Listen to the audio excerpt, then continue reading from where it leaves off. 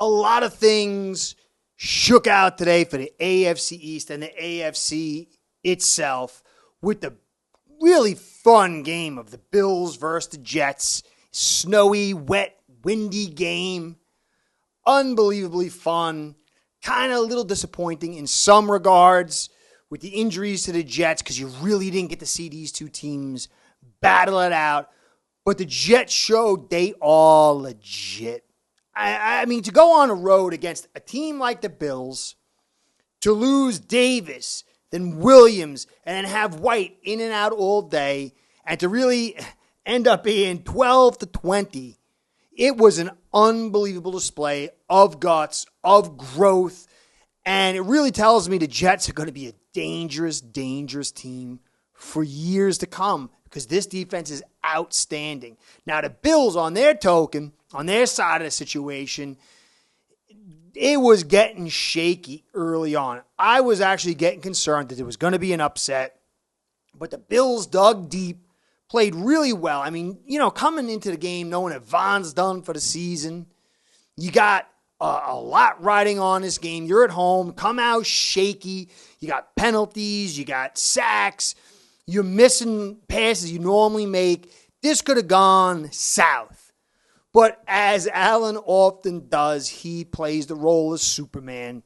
The defense showed pretty big, and now the Bills, they lost 17-20 up in Jetsville, or down in Jetsville. Now at home, they took it 20-12. They've got a lock on this AFC East. Not totally cinched tight, but now they got the edge, 2-game edge over the Jets, which pretty much says Jets can't take the East. Patriots, they're out. They're not getting East. Depending on what happens tonight with the Dolphins, there's going to be a big, big, big primetime game next week up in Buffalo with the Dolphins versus the Jets with the AFC East on the line. So this was a critical game. I wasn't sure if they were going to be able to come through playing the Patriots on the road and coming back, and playing Jets on the road. I wasn't sure if they're going to make it through. Another AFC East battle with the Dolphins at home. I don't know how it's going to go. I don't like the Dolphins' lack of running game. But however you slice it, the Bills really took that step. And if they continue to win, really the only games that I see a problem with is on the road against the Bengals. That one, I think they're going to be behind. Bengals had the edge on that one. The one against the Dolphins, my Dolphins, a couple big plays could turn anything around, but is it going to snow? There's 40% chance of snow. Buffalo's at home, so I give them the edge. So you got like a tough game and a half a tough game left.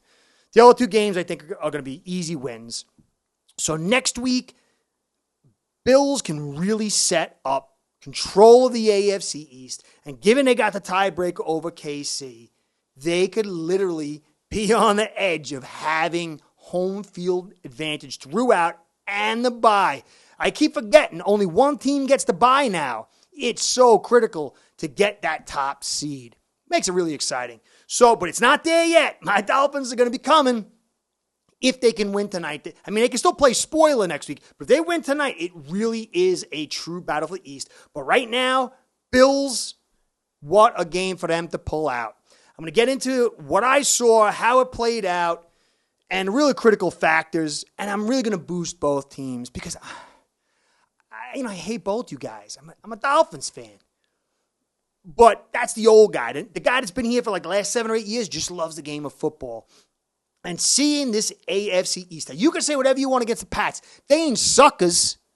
So this AFC East has 4 really good teams. Jets look like they're on the verge of being an excellent team. My Dolphins have such power and potency in their passing game and talent all over the place. Some little holes there on the offensive line, but they're on the verge of being something. And the Bills are continuing to be something with that unbelievable quarterback they have in Allen and ready to take that next step, possibly. This AFC East, this Jets team, this Bills team, and this game is just great for football lovers. So before I get into all that, just want to say thank you for stopping by, whatever fan base you are from. I know I got the Dolphin stuff around. I'm a Dolphins guy. But I'm an old man, and I'm kind of past the total fandom. I'm still a fan on game day. I love the game of football. So whatever fan base you're coming by, I promise to do my best to cover you fairly, and I thank you. I want to give a shout-out to Ace Per Head, my sponsor, because without you guys, without them, this show ain't going down. Ace Per Head's betting software is the premier white label platform for bookies to manage their players and grow their sportsbook operation. Click the link in the description below to get set up in minutes. Ask for the Curtis promo and get a special introductory discount. All right, you wouldn't believe it, but White put up more production than Allen in the passing game. And I don't see how the Jets can go back to Wilson this season, as long as there's a chance for them to make the playoffs. I mean, if somehow they lose next week and they're out, they don't got a shot, put Wilson back. But to me, I liked White coming out of the draft. And I did I was writing for Thin's News. I wrote I really like Mike White. Leighton, but he disappeared. So I'm like, I really have a hard time evaluating college quarterbacks transition to the NFL. But I was really happy to see him shine last year. And I didn't realize, I forgot he was 6'5". He's a pretty big guy. He had a couple of really nice passes. 27 of 44, 268. This Bills defense is not easy to deal with, especially on their turf in terrible weather. Really good day for the kid. A shame he went down 2 or 3 times because one of those he came out and Flacquito came in and dropped the ball, not all the game. I'll get into that. But White really had a good day. But even though he beat Allen out in the passing yards, Allen still has that spectacular nature. And when you combine it all together, Allen was the offensive star on both sides of the ball. Allen, 16 to 27, 147, 1 touchdown. But then you tack in 10 for 47 on the ground with the running touchdown. So Allen was the show. I still don't like that formula. I'll get into that. But, hey, he won. Knight. It was a bam night. I did my little running back thing in junior college. I was running back all as a kid and everything. That's why I love offensive line, guys. I've been behind poor offensive lines and good ones. And let me tell you, you learn to appreciate the offensive line. I love the running back position even more than the offensive lineman. I love me some offensive linemen. You guys know this guy Knight is not your run-of-the-mill back. Not saying he's great, but there is such spark and specialness in this kid. There was a couple of plays I was like, he disappeared. I was like, oh, he's going down, and he pops out. And there was one where he got pulled back, and he fought his way out for the first down. It was like a 3rd and 2 or something. This kid is such a find. I am so excited to see this kid's career go. Carter, 5 for 5. He really is a guy I like a lot. I was really disappointed to see him fumble the ball. I know Bills fans were really happy about that. But it was disappointing because he's such a good back. That was Hamlin had a great play on that. But then you go Singletary, 8 for 39, 4.9. Cook, 4 for 6 and 1.5. I know last week people going crazy. Cook should start. No. Each one has their different assets, but to me, Singletary is a really good running back. I thought he should got some more carries. But overall, the running game kind of went through Allen and through Knight, and it was really fun to watch. Wilson, 6 for 78. Kid's special. When I did my draft review, I said, this kid's going to be really good. I like him. I wasn't sure he was going to get to this stage. Wilson broke the records of Wesley Walker, which is a guy I remember and hated, but he was really good, and Keyshawn Johnson, who I hated, but both were good players. So he broke those records. It's a little easy to get stuff these days, but it's still an amazing accomplishment considering there's a couple games left. This kid's a stud. And when you add Sauce and him in the same draft, and you still got Jermaine Johnson and those other picks in the future, this is one great crop of draftees by the Jets. Moore, 6 for 60. And for the Bills, really, it was a lot of pedestrian stuff, but Knox, 4 for 41, and that crazy TD that he got. And he's been quiet for a long time, signed that big deal. And this guy, his brother died to start, beginning before the season kicked off. That is such a grim thought. I'm so happy that this kid who's kind of disappeared a little bit, he's had some injuries, to have a big, I know how much this kid loves the team and loves the game of football and how much it means for him to get this big, these 4 catches and that touchdown to turn the game around. He's deserving it. I'm really happy for him. But on a defense, there were some big hitters with one big hitter I want to focus on, and his absence, to me, altered the course of this game. But Milano, 9 tackles, 1 tackle for loss, 2 passes defensed, and 1 quarterback hit. This guy's a stud. Keep him for as long as you can, even if you got to let Edmonds go. This guy is really, really good. I mean, I like Edmonds in some areas, but Milano is so good. He really altered the course of this game. Espinosa, I liked him coming out of college, kind of disappeared. You got Vaughn, you got Rousseau, and he's been quiet, but this was his time to shine. And what a game. 5 tackles, 1 sack, 1 tackle for loss, 1 pass defense, and 1 QB hit. It was so crucial for him to come with that kind of production. And then Rousseau, 2 tackles, 2 sacks, 1 tackle for loss, 1 pass defense, and 2 quarterback hits. So Bills fans, this is really good news for you guys.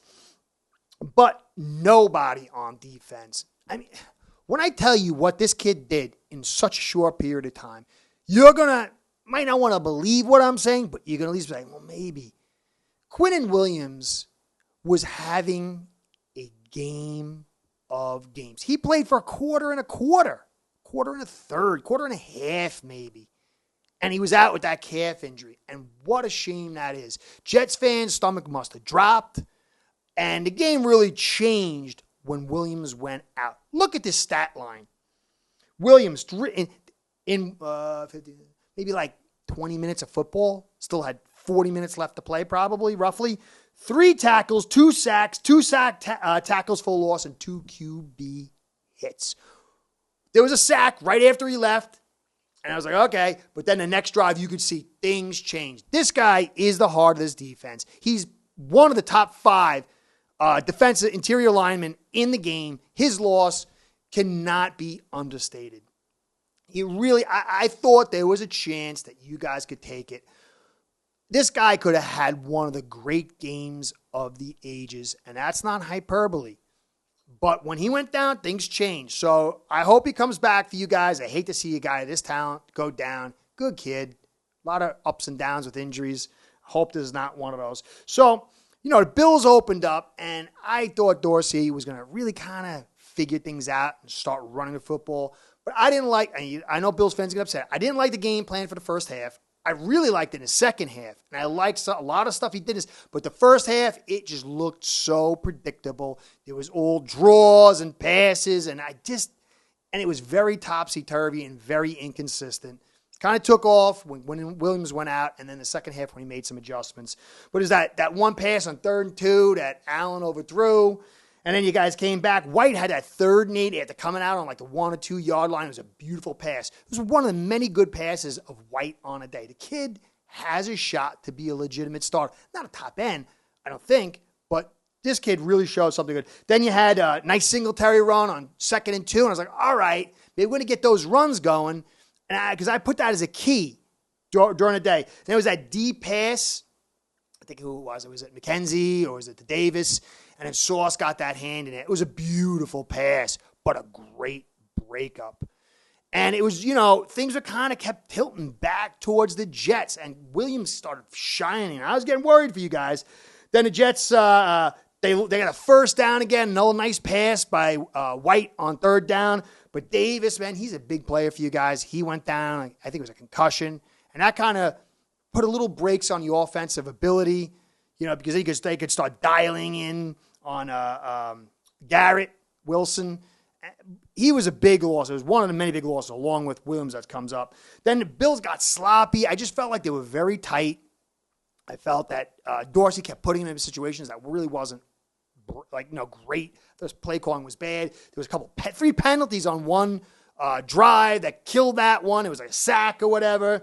Then there was a 3rd and 15 run where Allen, it was a beautiful run where he went up in the air, but I was scared for him, man. That ground is so hard with the cold. And have your QB come down on his elbows and stuff like that, but it was a huge play. I thought you guys were going to drive down.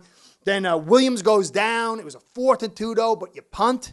Then the Jets come back. White gets hurt. Things stall. And then the Bills get it back, their first drive without Quinnen Williams in. And it just felt different. And they're marching down the field all the way to, they got the 4th and 2, and they did the offside penalty thing. That was a killer for the Jets. Killer. There was so little time. Like, they could have gone 0-0 and get the ball in the second half. That was such a killer penalty. It was 2 big gut punches. 3, really, because you had, 4, actually, Davis, Williams, White, and then the offsides. Halftime ends 7-0.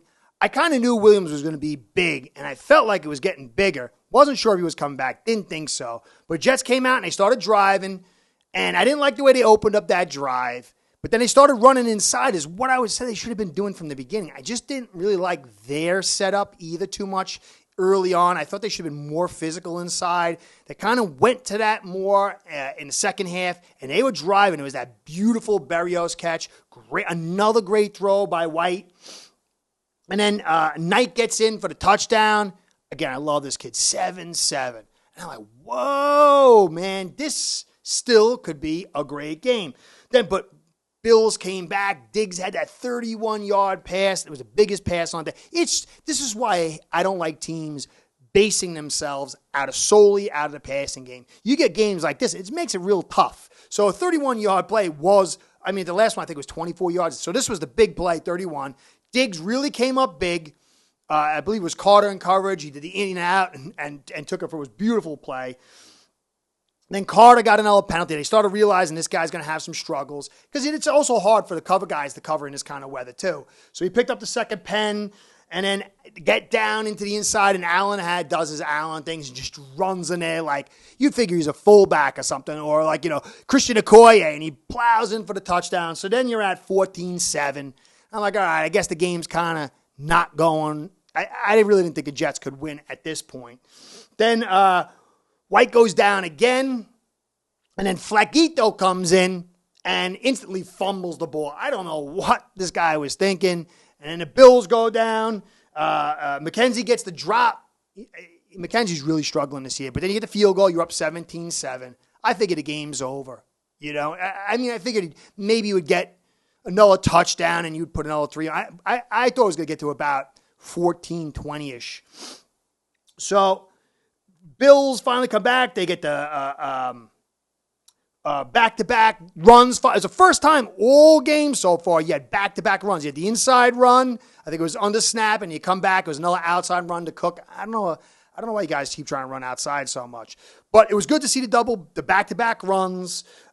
End up getting down. I think it was Allen did a scramble on the third down. He was taken down. It was an instant penalty. I thought some flag was thrown. I was like, uh-oh, that's it. But it wasn't. They kicked the field goal. It's 20-7. I figured the game's over.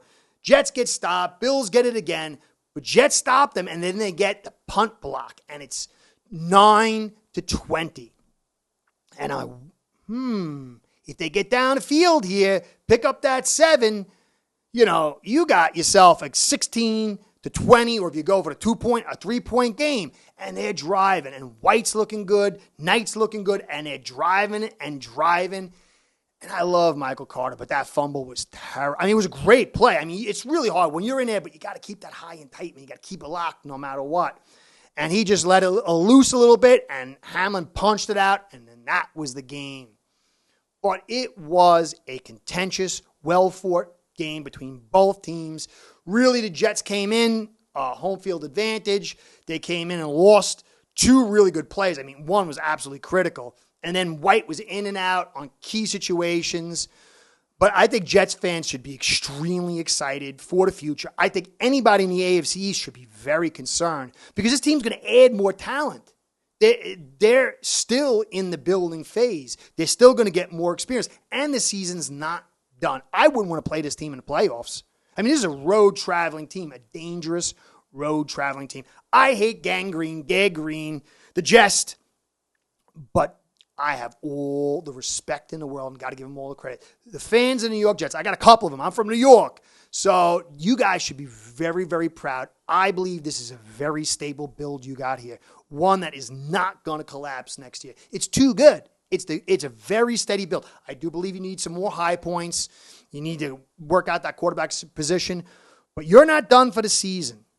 You got that game. I think that game against the Dolphins in Week 18 is going to be the serious big-time game to really give you guys a chance to still make the playoffs and play spoil to my team. Hope you don't, though. Now, for the Bills, you got one foot in control of everything. Next week's game is going to be so critical. But Bills fans, it has been a hard season. To sign Vaughn, to see what he could do, and to see him go down, to see all the injuries. I mean, mash unit up the yin-yang. I know I used to get a lot more viewers here with Bills fans when things were going peachy. It's not easy. When you haven't seen your team win, you got that baggage on. It's really hard to believe. It's really hard to stay patient. But this team has fought. They're at the precipice. Next week and the Bengals game is going to determine everything.